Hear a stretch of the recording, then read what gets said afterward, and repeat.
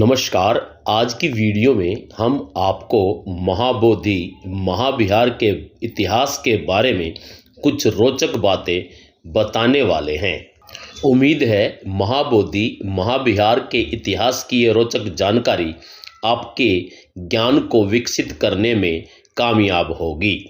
इसलिए आपसे अनुरोध है कि वीडियो को अंत तक ज़रूर देखें और आपको अगर वीडियो पसंद आए तो इस वीडियो को अपने सगे संबंधियों को शेयर करना न भूलें।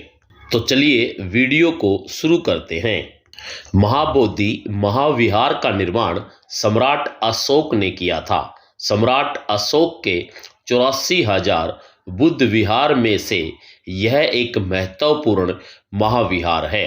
सम्राट अशोक ने बुद्ध की याद में बोधि वृक्ष की पूजा तथा स्तूपों की पूजा शुरू की थी।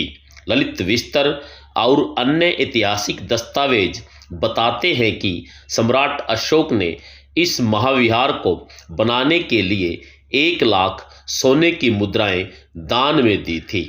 मध्य प्रदेश के अशोककालीन बरहुत के अभिलेख में भगवतो सक्का मुनिनो बोधि अर्थात भगवत शाक्य मुनि का बोधि वृक्ष यह लिखा हुआ है और साथ ही महाबोधि महाविहार के मंदिर की प्रतिकृति भी शिल्पों में दिखाई गई है। यहाँ मोटे तौर पर यह समझाया गया है कि महाबोधि महाविहार का निर्माण सम्राट अशोक ने करवाया था, जिसका पुरातात्विक ऐतिहासिक प्रमाण है। महाराष्ट्र के जुन्नर गुफा में भी बोधि वृक्ष अंकित हैं। महाबोधि महाविहार को ढूंढने का काम मेजर मिड तथा सर मेजर जनरल कनिंघम ने किया था। सन 1891 में महाबोधि महाविहार के उत्खनन का कार्य कनिंघम महोदय ने अपने खुद के खर्चे से किया था। मेजर जनरल कनिंघम ने वज्रासन बोधि वृक्ष सम्राट अशोक द्वारा बनाया हुआ कटड़ा और सम्राट अशोक के अभिलेखों के आधार पर महाबोधि महाविहार का मुख्य स्थान ढूंढ लिया था। लेकिन चीनी बौद्ध भिक्षु वहेनसांग ने महाबोधि महाविहार में बुद्ध की जो भव्य मूर्ति देखी थी, वह मूर्ति उस समय वहां पर नहीं थी।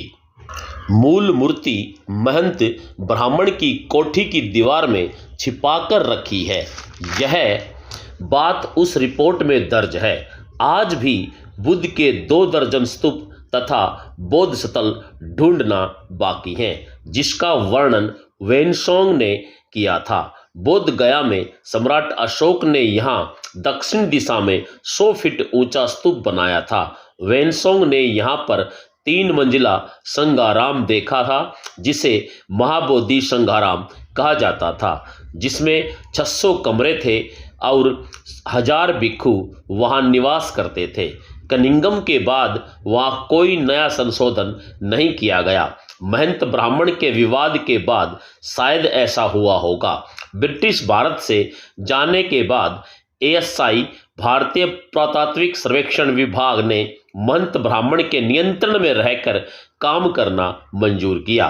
महंत की कोठी में बुद्ध की सैकड़ों मूर्तियां तथा स्तूप अभिलेख आज भी मौजूद हैं, ऐसा उस रिपोर्ट का दावा है। यहाँ ये समझाने की कोशिश की गई है कि जब वहेनसांग भारत आया था और वो महाबोधि महाविहार आया, तो उन्होंने उस समय के महाबोधि महाविहार का जिक्र अपनी रिपोर्ट में बखूबी किया हुआ है।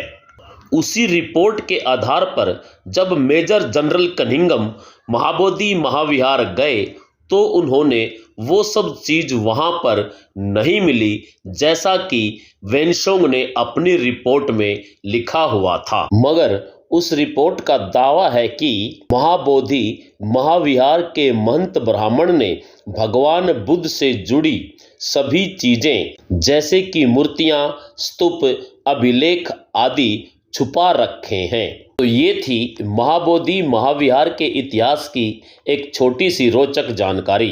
तो वीडियो को यहीं पर समाप्त करते हैं। नमो बुद्धाय। जय भीम, जय भारत।